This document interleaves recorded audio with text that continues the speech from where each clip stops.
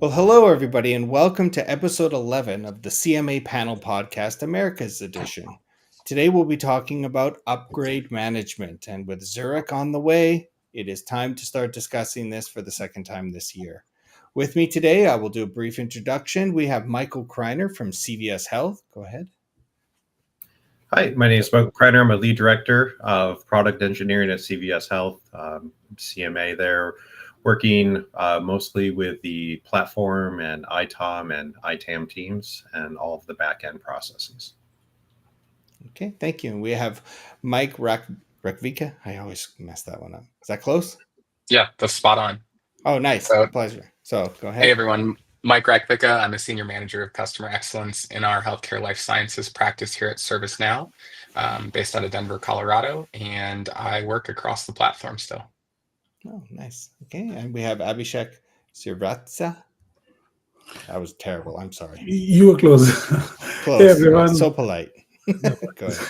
Hey everyone, Abhishek Srivastava. I lead the ServiceNow Solutions group at Genpact, based out of Hartford, Connecticut, working with my sales team to provide them world-class solutions to help customers get their pain points out of with the power of the platform.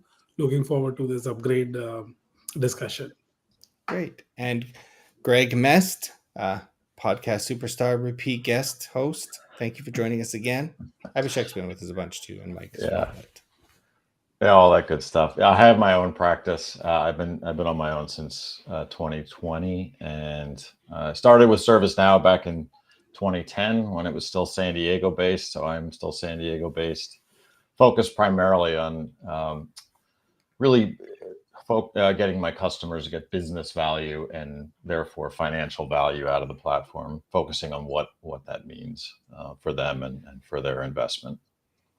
Thank you. And Mark Carvin, the guy that I go to if I have ITOM questions, he's always been there to answer them. Always appreciative. So thank you so much for joining us. Well, ITOM and AI, right? AI has been where I've been the last year and a half or so, working with the Center of Excellence with DXC Technology, getting that going. So excellent. Thank you for joining us. So the topics today that we're talking about are upgrade management, and these are going to be framework-based discussions to help you with any upgrade, not just the upcoming Zurich one. So when we start talking about upgrades, we're looking for certain key factors that we want to improve our upgrade experience, not just internally, but externally for our customers. And that always starts with understanding what happens under the hood during an upgrade. And I believe, Greg, you wanted to discuss this. Sure. I figured we could just kind of start with the baseline, right? What happens when you say upgrade? And so really, there's two things that you would get in your platform. One, I call them black box items. That's the core code, the Java, the database routines, anything else that ServiceNow has developed that we have no visibility to. And so unless something breaks, we don't care about those. And I don't know how we could care about them. We can't see them anyway. The other is everything in the system that's stored in the database. So all the configurations that either ServiceNow has provided or we have developed. And everything that we develop, touch, configure, change, is captured in a single table called sys_update_XML. And so when ServiceNow goes in and says, hey, I've got this new element to put into the database, not new, sorry, new, we don't care about new. We want to upgrade this element in the database, this configuration element. It goes to sys_update_XML and says, has the customer touched this? And if they have, ServiceNow says, I'm not touching it. You have your version, and it goes into what most people know as a skip log. Right, and says, so you have told me not to touch this. I haven't touched it, but I've told you that I've skipped it. And so ultimately what we care about is what's stored in that sys_update_XML table. I mean, there's 100 other things that maybe not that, but that's fundamentally, since ServiceNow is just a giant database of both data and configurations, that's what ServiceNow is touching. And so I just wanted to baseline there and have that understanding that that's what's happening, quote unquote, under the covers. Definitely. And these are pieces of the technical debt that when you're hearing someone talk about this is going to bug us in an upgrade or this could cause issues in an upgrade, there are a few key considerations I always look for. The first one is how often is this updated by ServiceNow? And in some cases, that artifact has not been touched since 2014. That'll give me a little more confidence if I need to change something in it that I'm not going to generate a skip change record later on. Actually, we do have a first question while we're here. So, from Shay, some customers want the latest and greatest, but some like what they have and just want to remain on the current release. Of all of your customers or clients, how many of them wish they didn't have to upgrade so often? I can I'll, try to I can Go try ahead. to take that question. Sure. A lot of customers who have a lot of custom development on their platform, and who are very deep into processes like source to pay, processes like financial services organization.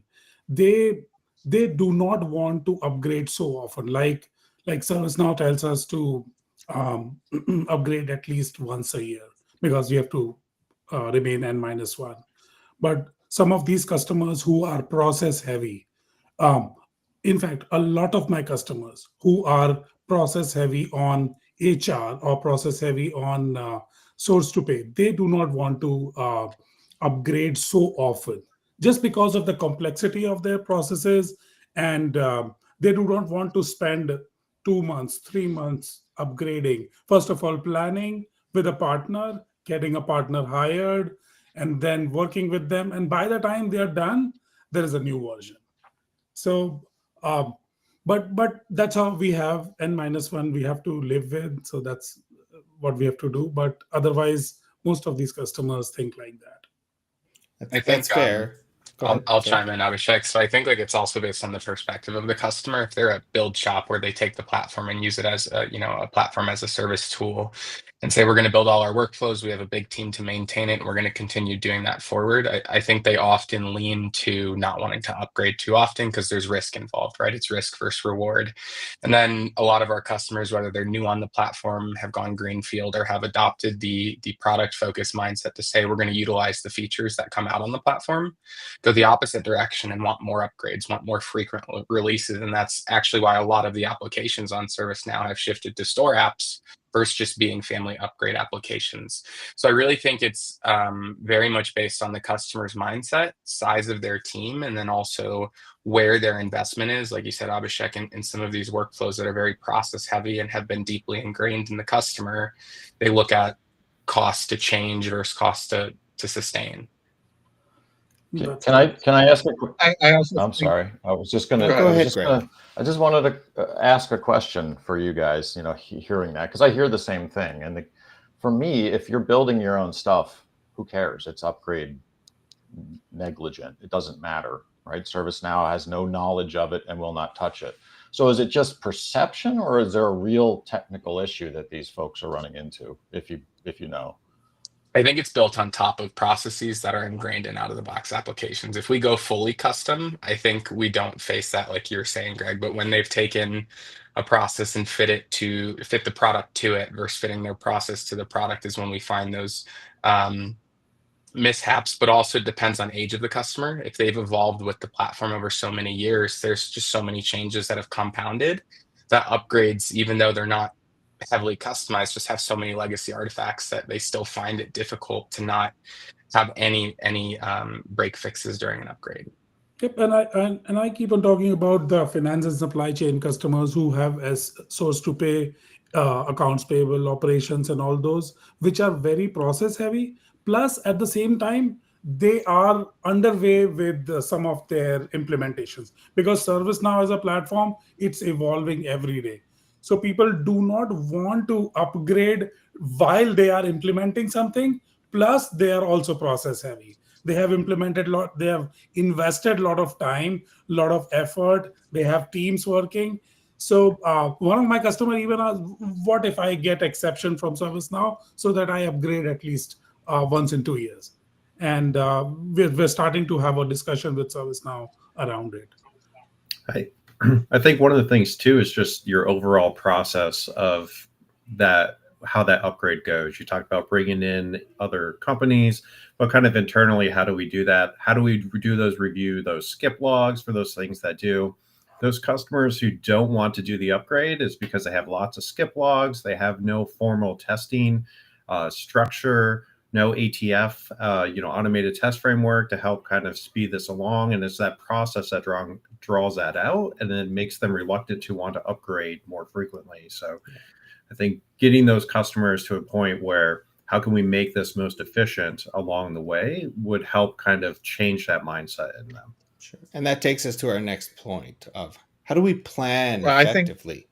Go ahead, Mark.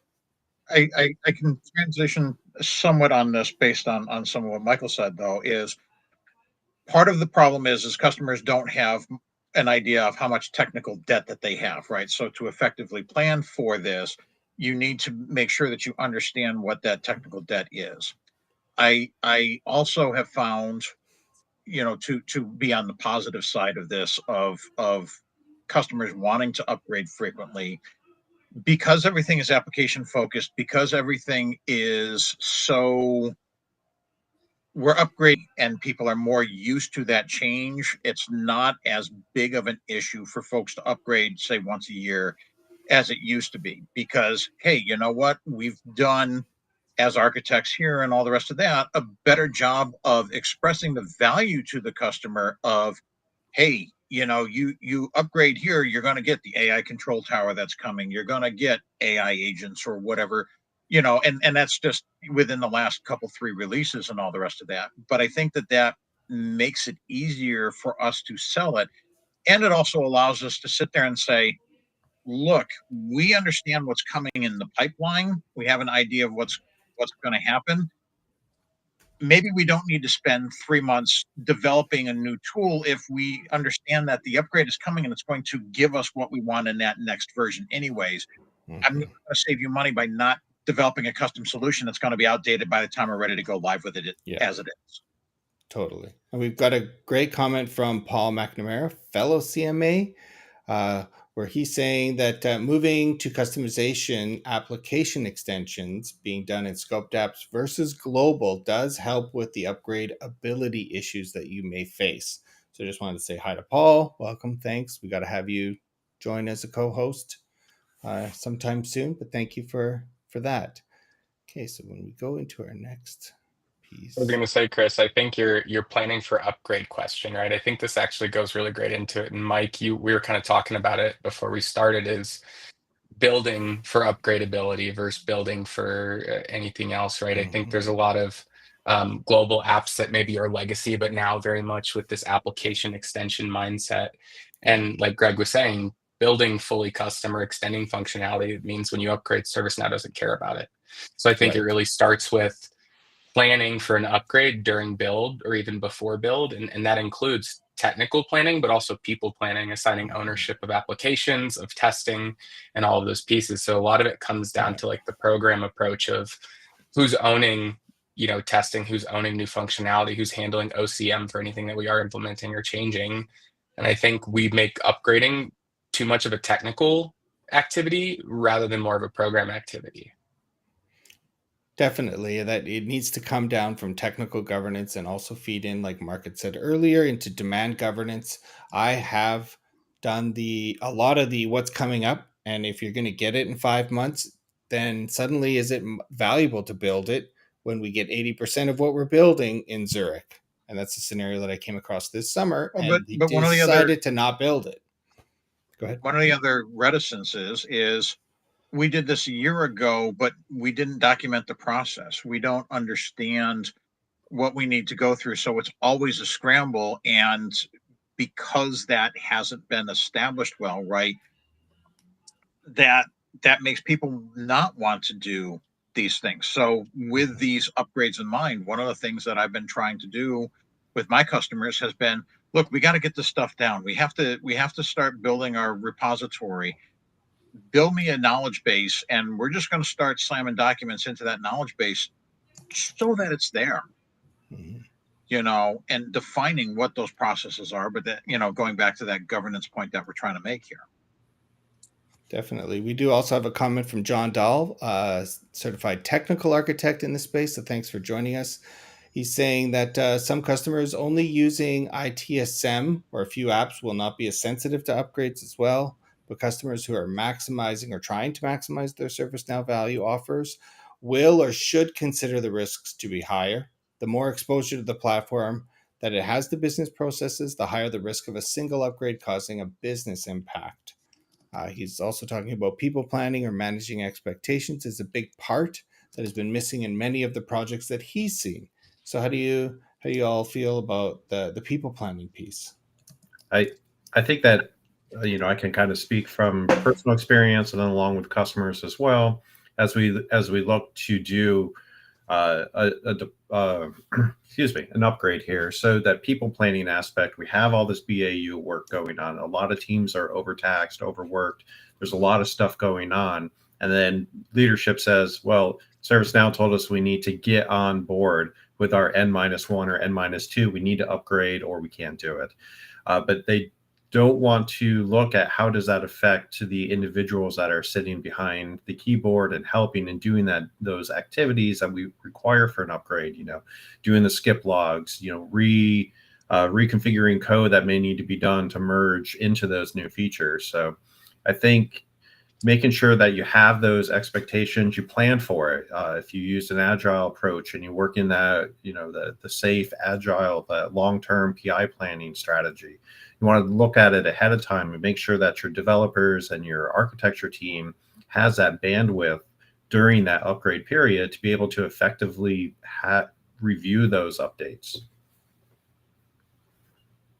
Yep. Great. And I've seen with a lot of my customers who are trying to upgrade, they ask their partners to spin up a separate team to do this, because of the amount of configurations and the amount of applications that have been implemented on the platform. And I'm pretty sure very less customers will have less customizations. Everyone has a huge number of customizations, irrespective. We talk about the technical debt and remain close to out of the box or whatever. But a lot of my customers have a lot of customizations. So for that, they need dedicated effort from a team. And I advise all my customers all the time to have a project team which can work specifically on the upgrade. Because working on the platform and with this model, I mean, your upgrades are going on, you can still be developing on the development environment. So that can happen in parallel. So that's why I always recommend customers to spin up a project team for upgrade and then do those upgrades so that they can concentrate on it. In addition to that, sometimes I wish I could buy them an upgrade sandbox. Imagine that. Yeah. Clone prod, get my clones down without interrupting dev, Mm-hmm. and then upgrade it, see what happens, and then try that. But Well, you're but not I allowed think to split those bills like an Uber ride.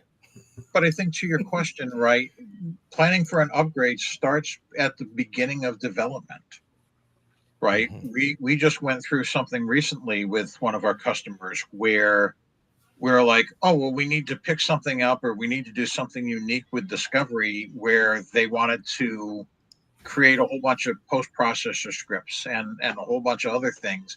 And it's like, well, is there a better way or a different way to do this? Because once we start making those effects, now you're saying, look, we're going to have to go look at this in the skip log and we're going to have to do all that.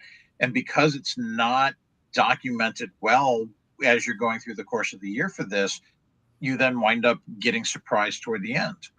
There are also other tools out there, whether it's a third party or with like the ServiceNow Impact services or some of those the supporting services there.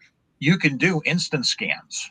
You can do some of these things to make sure you're doing the stuff on a regular basis and not just at upgrade time. And that makes it a lot easier when you get to that point of, okay, it's not as bad as we think it's going to be. I would I mean, a couple of things. I mean, I'll put a plug in for people like us, which is things that are being developed in the platform, even if it's a simple configuration, should have some level of architectural review. Because as we all know, sometimes the simplest change, right click, change, add a choice, can fundamentally change an application and how it's meant to function, which gets you in trouble. So my thing is always, what the change you are asking for, if it's to an out of the box application, does it in some way fundamentally change the way that application is meant to work out of the box? If Or it the platform. does, yes, Or the then platform. you're I've had people like, oh, we want to make a change to the Windows Server, so they'll start adding fields on CMDB CI. yes, Nobody reviewed that. right. And that's how you really get yourself in trouble. And Yeah. there's a whole nother discussion of what's actually customization, what's actually configuration. Maybe another episode, Chris. Let's have a whole debate on that, because spoiler alert, I don't care. Yeah. As long as the value's there, do it. But clearly a customization is a higher value threshold to meet. But let's look at what kind of timelines we're starting to aim for. So when I'm talking to a net new customer and I've never seen the instance, I talk about a 3 upgrade cycle. So an 18-month timeline to get them down to 2 or 3 weeks. Now we've all heard, oh, it takes us 6 to 8 weeks to upgrade. Yeah, that's fine. If that's the baseline where we're starting, let's see how we can use techniques to shorten that. But what are you all seeing out there for your timelines that you're aiming for as customers mature their upgrade management processes? I'm going to put a huge caveat on this. Absolutely huge caveat. It depends on if we're upgrading the database. I don't know if we're going to talk RaptorDB later or not. Okay. So if I'm just doing a straight line upgrade, I like to go no more than 4 weeks. 3 weeks dev, 3 weeks test. 4 weeks max in each, so that you're up, because you're giving yourself time for the ServiceNow patching to go through. Even if you're early adopter, the early adopter is in that 2-month window. So you're going live at general availability at that point. So you still get that advantage of the patching and releases that happened at that point. If you're going RaptorDB, it's going to take a lot longer, because you don't know the effects of that database on everything that you have. I would also say, again, the more complex your solution or your platform, to, I think one of the comments here with upgrades, if people are only using ITSM and a couple other things, you can probably shorten that down. But if you got ITSM, ITAM, a whole discovery platform, and all the rest of that, yeah, you're going to want to make sure you're going a little bit wider with that. Sounds good. How often do you all practice a clone? I think clone is an essential part of any upgrade.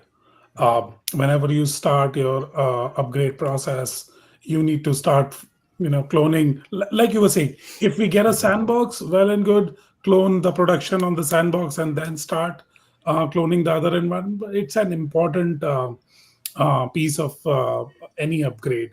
And I would just like to, Shay mentioned an important point about the automated test framework. What I've seen with automated test framework, ATF, it speeds up the upgrade a lot, because you have automated scripts. Just move them to, don't move them to the production environment, but in the lower environment, it speeds up your checking, like your basic ITSM, HRSD, CSM modules. They are well covered with the ATF, so you can speed up the upgrade process. However, the complex industry applications, I'm not sure how much they're supported by ATF, but I absolutely love ATF, and I would recommend to use it in any implementation, in any upgrade. But going back to the clone, it's an important. One of your pieces there, right, is you always clone before you start the upgrade process. But to your question, timeline of Chris, also is making sure that you're not disrupting development, because once you go over that dev environment, everything that's in flight in dev is locked until you get your, of going to production until you That's get right. production upgraded. So if you have P1 incidents and all the rest of that, you are significantly affected if you're going through some of that, clone and a longer upgrade cycle. So you have to be mindful of that too, which is why like I said, I like that 3-week window so that you're not risking the business with significant, downtime if in case those outages happen. Mm-hmm. And cloning is a I big think part of that. Always clone before you start any upgrade. Yeah, and I think your question obviously pertains to the context of upgrade management, but cloning practices could be a whole conversation by itself. And I think Mm-hmm. it's nuanced because it depends on an instance strategy as well. What does your stack look like? Are you approaching a golden clone strategy where you always do have a separate instance of a week copy, or some people even do a day copy if they're incredibly frequent? Right. But I think it really affects on how fast you can move by how fast you're cloning based on your instance strategy. That way you don't interrupt any dev cycles and you can really move quickly. But it's nuanced because sometimes we have customers, very rarely with just 2 instances now, usually 3, but then sometimes we have 7 to 15 instances. You never know. Right. I love the ones that have the sandboxes. That is one of the most valuable instances, just to install a plugin and see what it does, and I Are could wipe it out at any point. Oh, are Greg. your customers, do they do regular clones, and how often? I mean, when I was working for a customer, we cloned every 4 weeks. Yes. PS, you got to deal with it, and it was a management, and you have to have discipline. But I'm just curious with people. But most of people in the wild, they barely ever do them, and I'm just wondering what In the folks are wild. seeing. I We try to got push I try to push every 3 months. Okay. I've seen customers do it after each major release they do in their cycle. So whenever they push a release, clone it down everywhere, and then start development in the lower Do you, environment. do you mean a ServiceNow release or their own development releases? Their own development Okay, releases. Yeah. that's what I'm Or saying. both, right? I've seen Yeah. some people, they would do a major scoped app. They do everything as a scoped app, and as soon as that's launched and clears hypercare, a clone is run. They're very mature with the process on the export piece, but it's also a small team. But moving on, I know, Mike, this is one that you wanted to bring up. This is probably one of my favorite store app updates that has come out, because I had to be the one clicking update store app 172 times, and then okay, to the next instance. So, Mike, how do you manage your store app updates? Yeah, and I was actually going to tail in this with the mention of ATFs. I think that's the most common like upgrade tool or testing tool we see, but this is actually an area I feel like ServiceNow is starting to invest more in on how we can speed up upgrades in the way of upgrade plans, which can capture store app updates, but then the actual updating of the plan itself. Chris, I know we were talking about that. There's tools now that can highlight which apps are available for updates.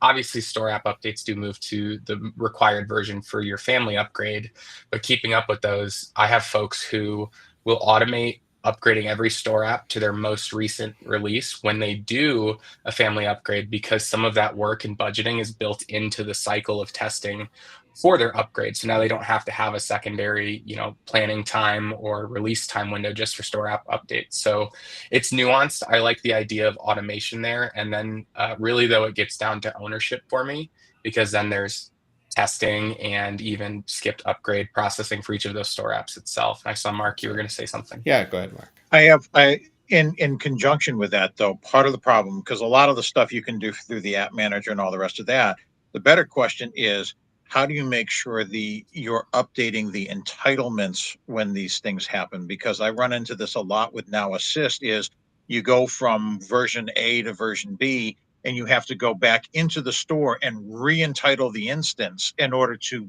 get those upgrades to appear in your application manager and all the rest of that. Have you found any good ways at this point to keep track of those types of things and those types of that entitlement part that adds time and complexity into getting those store app upgrades moving?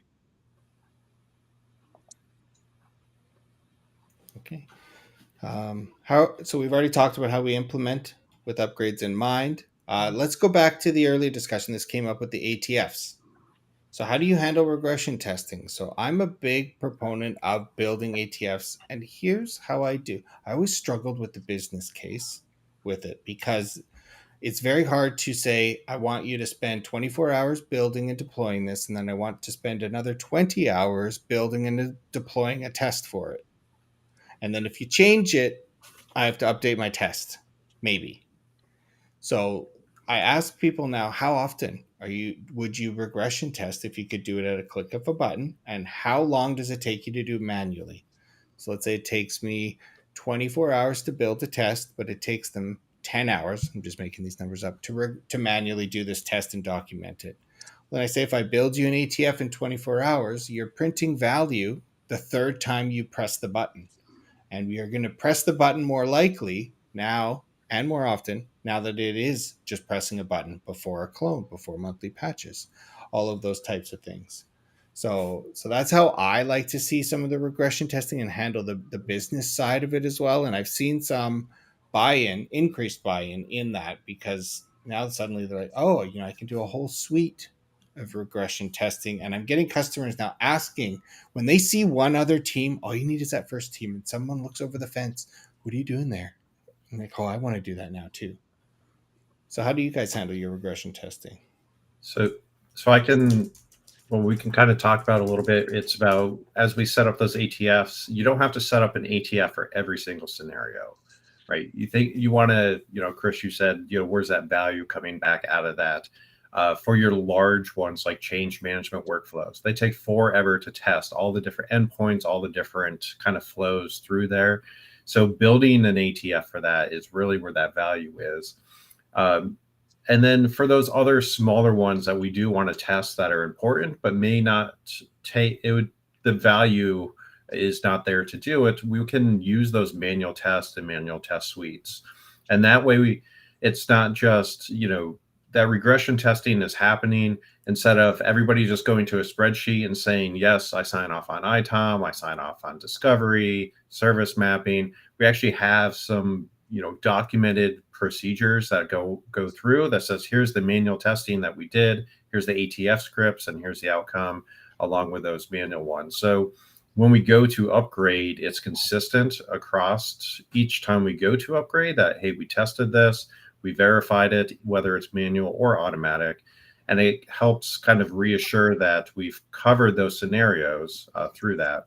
If we find something in that testing, if we're going around, that's a good opportunity too to put in a manual test or regression test. So next time that upgrade comes, next time we go to release a major update to the change management, then, for example, then we have that base covered or that scenario covered in the future. Excellent.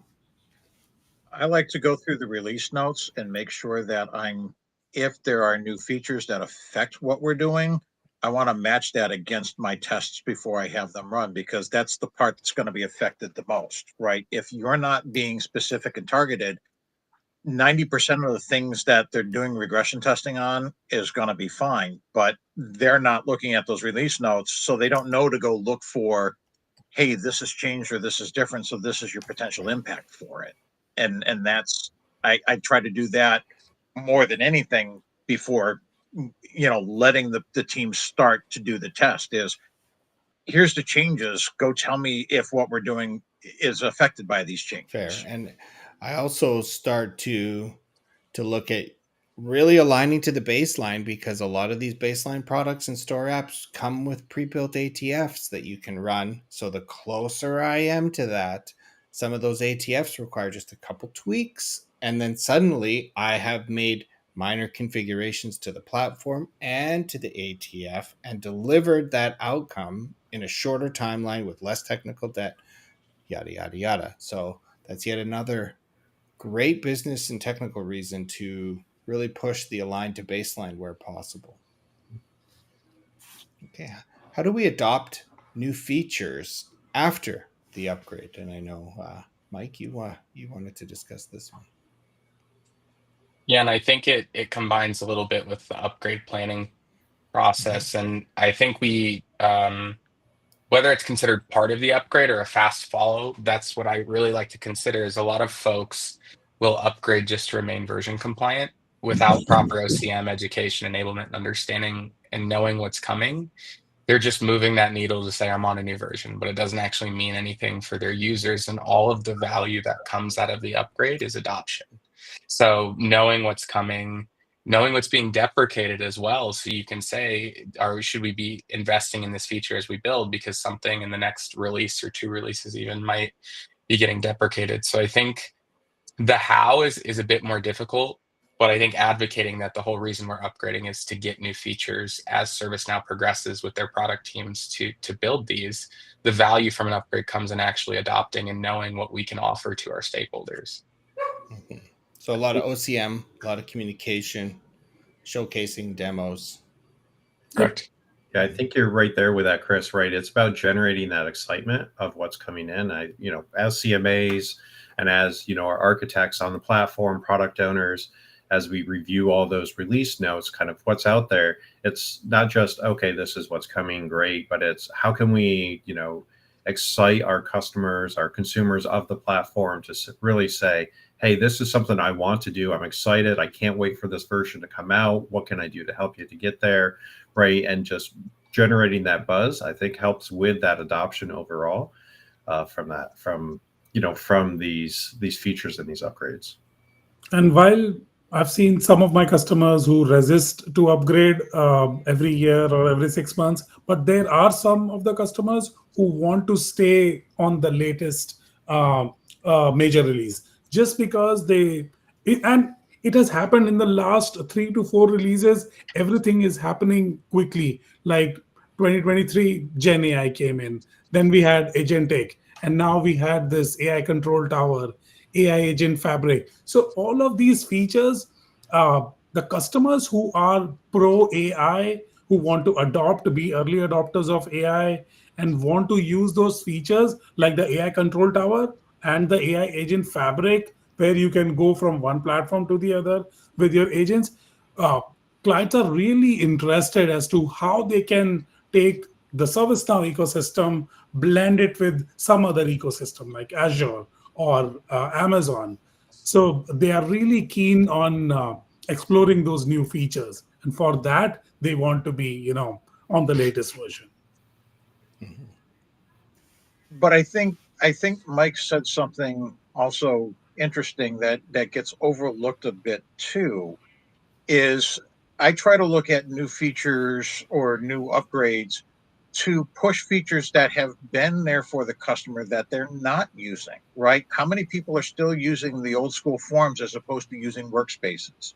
To use Zurich as the example, they've stopped shipping the workflow editor with that version. So, all of the things that were built in workflow are going to have to be moved to Flow Designer. So you have to kind of push some of the folks along, and the upgrades become a good spot of, it might not be a new feature, but it's a new feature Yeah. to you that you have to get used to because this is where Yeah, I ServiceNow is think what you going. said, 100%. Mark. Go ahead, Abhishek. No, I was just saying OCM plays a great part here. I mean, and ServiceNow has been really good at OCM. I mean, uh, when I started working on the Flow Designer, at the same time, there were a lot of articles that said, oh, come on, you need to move everything to the Flow. Do not remain on the traditional Flow design workflows, because one or the other day it will keep on going. And finally, it has come. So OCM plays a very important part in this. Yeah, I was going to actually tie back to OCM where, like Mark, you were saying, it doesn't actually have to be a forced change to be a catalyst of a change. We can use an upgrade to say, we know we have to go through this process. Here's the timeline. And you have resources allotted to say, can we push forward this feature that we know could be deprecated or even could be, inhibiting us from getting value on the platform because all these new features are hidden behind just this using Flow or using workspaces, especially. I think how many, Greg, you were just talking earlier about your first ITSM implementation in a while, you still have so many customers that aren't using service operations workspace, where that is really where all new development and functionality is going. How do we use an upgrade as a catalyst to say, look, we need to do this now, as excitement as well, like you were saying, Mike? Mhm. Well, we do have a great comment in here from Jeremy, so thanks for reaching in. So What's ultimately really interesting throughout the SN ecosystem, the gap between where the average customer is with the platform and where ServiceNow is headed with the rebrand to ServiceNow as an AI platform. And it's never been wider. So many even struggle to adopt the platform of platforms architecture. So, how would we address that challenge and move forward with it?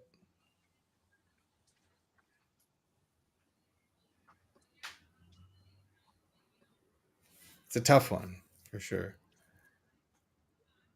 I think it starts with the people that are developing the tools. I think one of the things that happens is folks come in to ServiceNow at a certain level, and I'll call it like music taste, right? Your music taste will evolve up to a certain point in a certain age, and then everything that's new after that just isn't your thing anymore. You don't really learn those new pieces, so you get stuck in that older phase. And I think that that's really what's happening with this, and that's why it's good to stay on top of things. Listen to the new developers, listen to the people that are learning the tool now, because it's not the same tool that we all learned when we started however many years ago. And I think getting that gap closed first helps us then say, I'm listening to the text, I'm listening to the people who are hands into this. Let's, here's where I think we can go, and I have the people that can support us to do that, and have faith in the folks that are just learning and building the Yeah. system. We've got Shay, another fellow CMA, who's saying that sometimes he wishes that he was still learning ServiceNow now instead of when he started over 10 years ago. He still likes UI 16 and prefers the old reporting interface versus platform analytics. This is one that I always struggle with. And we had talked about this in a previous episode of how I was hesitating to adopt Catalog Builder for a few reasons. And the top one is change is hard. And sometimes I just don't have the time and energy to learn something new. But every single time I've done that and invested that time, invested that energy, I've seen a return. So I sometimes it's just a mental block I can't get over, but I totally understand what you're saying, Shay. I did adopt platform analytics now, and I promise you, once you get good with it, you'll never go back. I don't even miss old reporting anymore. I have spun up dashboards live in front of executives, which you could not do before. In like a 30-minute meeting, I built it. Is this what you want? Is this the filter? Do you want to move this here, change that there, make this bigger? Share, done. I love that part of it. But thanks for the I comment think there. I think it's more of the comfort zone we are in, because we all started 10, 12 years back with when ServiceNow was just building the platform, and we are so used to, because until 2017, 18, it was pretty much same. The UI, the reporting, and suddenly in the last 5 years, there's a lot which has changed. So it Mhm. depends. I mean, I agree with Shay for a lot of things because of my comfort zone. But yes, I have to adopt with the newer technologies which are coming. Yeah, that's fair.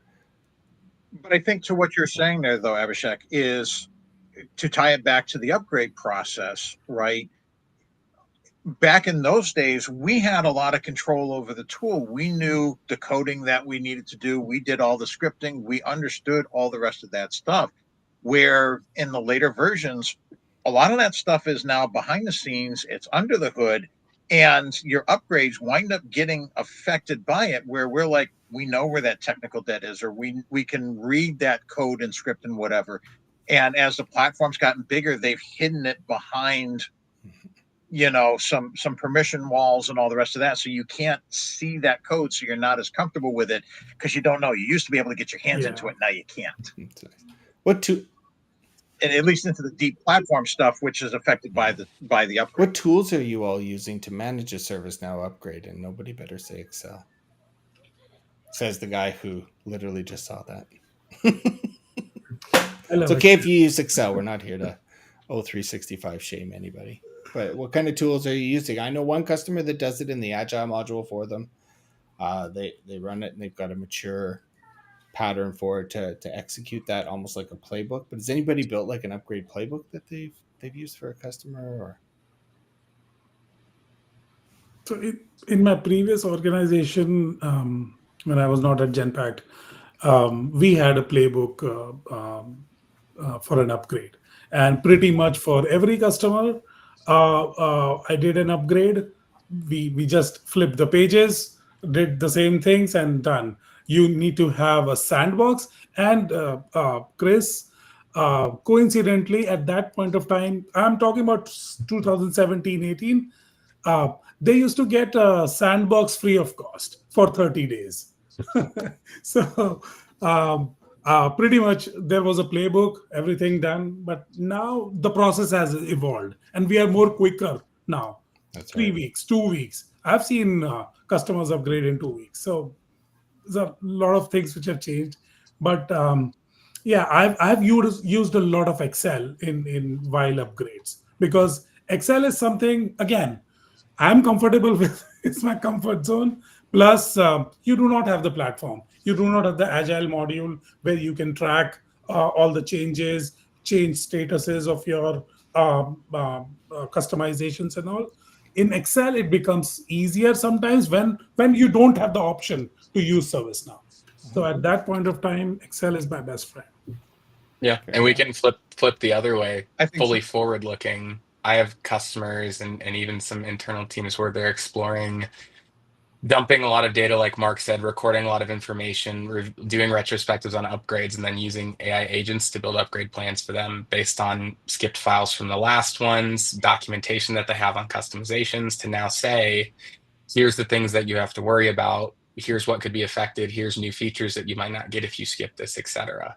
So there's that forward-looking perspective to say, can we evaluate what we've done before, build a better plan, more efficient plan based on what outcomes we're looking for, whether that's feature adoption. So maybe it's longer, but you get more features, or quicker upgrade speed. So we're skipping only the things that are necessary. We're generating skipped file rules or skipped record rules, which is a tool within ServiceNow to Yep. automatically set a disposition on some of our skips.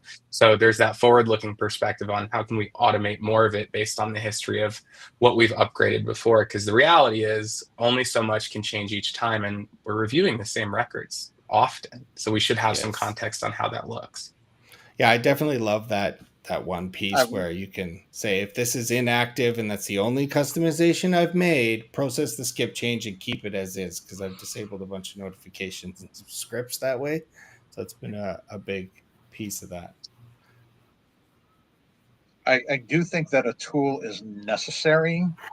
Again, just experiences that we've had. We had one customer where we were planning an upgrade, and for whatever reason, the owner wasn't as involved or invested, and they wound up scheduling the upgrade in the middle of a of a key process at an end of the month that people are going in, and oh well, this instance is now in the middle of an upgrade. You're locked out for 4 hours because there wasn't a firm tool checklist, double check, whatever that is. It was a simple mistake, but to go back and then undo that, because there was the database upgrade that went along with part of that, to get that rolled back so that we could be in a good place to effectively do the upgrade going forward.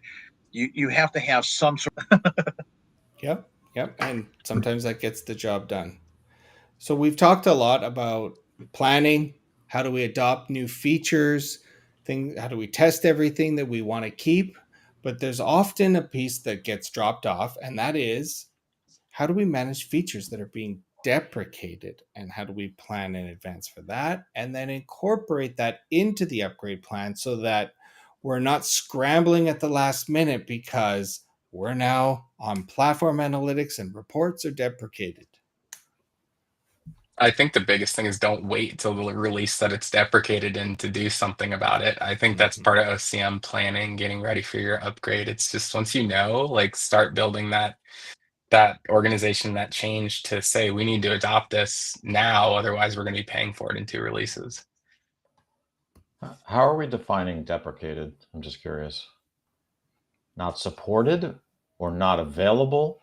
Because I've Well, I never think seen that anything depends on just go away. You can still use execution plans if you want to. You can Yeah. still use wizards if you want to. They didn't disappear. So I'm just curious, you know. Yeah, I think that depends on the organization and what kind of risk tolerance they have. So in some cases, they don't want to use something that's not supported, and then that determines what they would consider deprecated versus perhaps something that's not shipped in a later instance, like Yeah. Workflow Editor, which I'm going to miss. And there have been some scenarios with new, like that source to pay is a great example, or when I was doing public sector digital services, there are deprecations where they're changing the architecture model based on like future releases, where it truly does remove some things from the application to say it's not even that you can't use this anymore, it's just that it's not there or they've changed it. So that's sometimes part of that deprecation. So it's like Greg said, it's really important to define what's actually happening, because I think deprecation is another one of those words that can mean too many things. This isn't really an upgrade discussion per se, but the idea that there's an entire knowledge base and thousands of ServiceNow administrators that know how to do things, and ServiceNow is going to say, sorry, you can't do it that way anymore. That seems troublesome to me.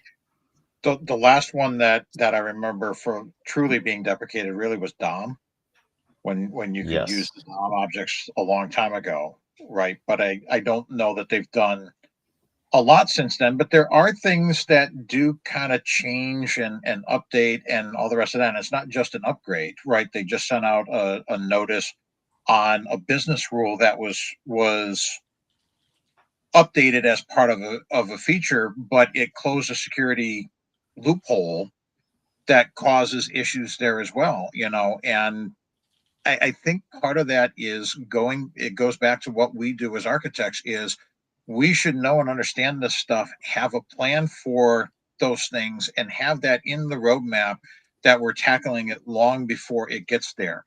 And if you do have minor things that come up here or there, yeah, you know what? It's, for lack of better terms, it's an emergency change, but we should be able to handle that.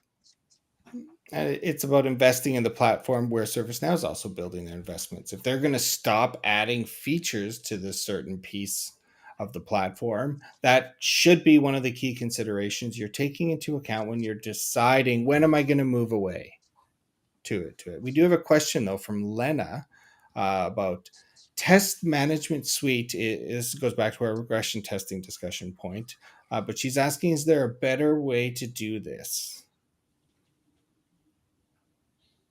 So are there better tools out there? Are there better test management ones? I honestly have only, for ServiceNow upgrades, I've only used ATF and the test suites and test management suites. I've only used that and tied them to my releases and all those types of things. But are there any other integrated systems that you guys have seen out there that may offer some unique features or some advantages over ATF? I know there's other ones out there, and the names are escaping me, so that's great for me to bring it up, right? But there are other tools out there that are able to maybe interface with a UI page or something like that, like a website a little bit more streamlined than we may be able to do within ATF. I know they're continuing to grow, but there's definitely tools out there. Your security teams are using these. Your observability teams to check to make sure, like, hey, is this website still active? Can I still do certain things on this website, like log in to test functionality, maybe in more of a real time? But those type of tools you can absolutely work in to say, okay, I'm going to go into the dev environment. I do that upgrade. Now let me run these observability tools or security tools to make sure that those functions still exist or they don't exist, from a negative regression testing from that standpoint. And you can always intake that information, right? You can run Definitely. It, you can create an integration with that and brings back, and if you're using the agile, tool to kind of track all of your testing for the deployment, you can bring all those results into one, or, from a PA standpoint, for reportability as well, for a nice dashboard. But yeah, there's definitely other tools out there. ATF obviously is directly in and doing those back ends, creating users, making users that way. that's where it shines. But there are other ones, from a UI perspective that would work, and API as well. Definitely. Jeremy brings up how about Automate Pro for this, which is allows you to accelerate delivery with agentic AI testing. So that's an unpaid advertisement there, but it's totally fine. Yeah, check these out. They do allow you to request a demo. I did remember seeing this booth at Knowledge, and it did work, which was awesome because I did have some demos and I've been given demos too that didn't always work out exactly as I hoped. So this one did withstand a couple of questions, and I threw a couple curveballs, and they did deliver. So they also offer some AI-based ATF testing within ServiceNow. So thanks, Jeremy, for bringing that forward.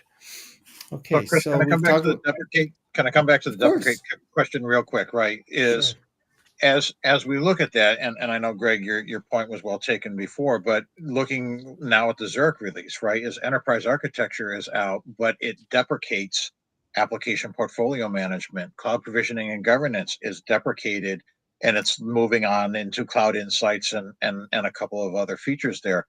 But I think it's more how do we keep on top of those features being deprecated, or what kind of notice or lead time do we have to try and move off some of those things? Because I knew cloud provisioning and governance was kind of on the way out, but I didn't really hear much about what's replacing. And then all of a sudden, well, the certification's gone, so we know within another couple releases it's absolutely going to be gone, that it's they're not going to be able to do much with that. I'm glad I noticed too the certifications going away tells me sometimes that's peeking into the future. Glad to hear I'm not the only one who does that, and I'm like, oh, glad I didn't get that one. Paul had a good point here too. I think that kind of talks about the features being deprecated. Is if you can't log that support ticket, is comment here due to deprecation, then it's deprecated, right? So we can absolutely continue to use some of these features to Greg's point, but when you get to that point and you're upgrading and it's gone, now you're on the hook. Your professional services may or may not cover that. Talk with your account rep for knowing exactly, but or your partner, and understand what your new license is going to look like, right? Because if it's deprecated, you can't license and spin up a new project to migrate your existing functionality to the new one. Oh, yeah. Abhishek selling too. Yeah, reach out to Abhishek to do that. Okay, so we got one last piece to cover. So we'll go through one each. But what's a great tip to make your next ServiceNow upgrade a smoother experience? Mine is, I know you can't get the 30-day temp instance. Rest in peace. I love them and I miss them. But pay for the sandbox. Whatever that cost is, I promise you that extra sandbox, if it sits there and is only used to upgrade once or twice a year, it is still worth that price because you will not interrupt your dev cycle. Okay, go ahead, Mr. Kreiner. For me, it's plan ahead. The more you kind of plan ahead, the less you're going to be kind of running around trying to figure out what's coming, what's not coming, and work on the resource management from there. All right, Mr. Rekvika. I think mine's a shift in perspective. Invest in your upgrade and think about what can we get out of it versus the fact that we have to do it. So moving more proactive than reactive. Nice. Value-based, what features can we use? What can people get from it? What old features can we enable, like Mark said, shifting that perspective to what do we get versus we have to. Fair enough. Abhishek. I would just like to reiterate again, like it was said, we need to plan ahead and do a lot of less customizations as possible so that you can upgrade fast. Mm-hmm. Greg. Focus your time on the parts of the system that run your business, and if they break, will cause you the most pain. Because if you just go through all the release notes, you'll be, like Mark said, you could spend days just reading it, and a lot of it may not be pertinent to you. So focus on what's pertinent to you. Could you imagine an AI agent that went through the release notes and compiled them and put them against your instance and then did an upgrade plan? There's a free idea for whoever's smarter than me in the AI space to build it. Yeah, bring up a set of I'd buy it. Release notes. Good use of the AI right there. I agree. Yeah, right. Okay, and Mark. While I agree with everything that everyone has said, the two mics have taken my thing. My big piece is the OCM.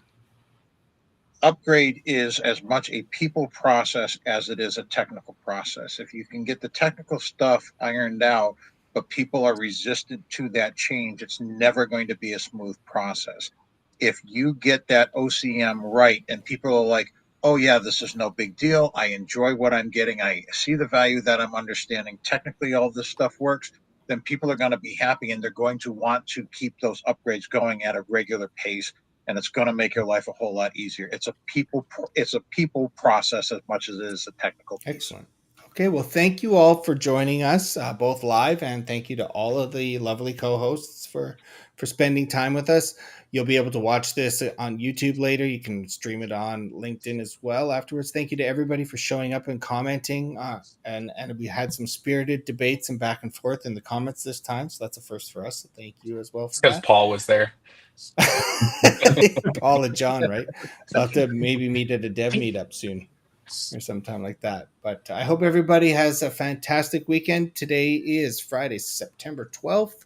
So thank you again for joining us, spending your Friday afternoon with us live, and we look forward to seeing you in the next one. Thank you, Okay. everyone. Bye. Thank you very So everyone. much. Bye.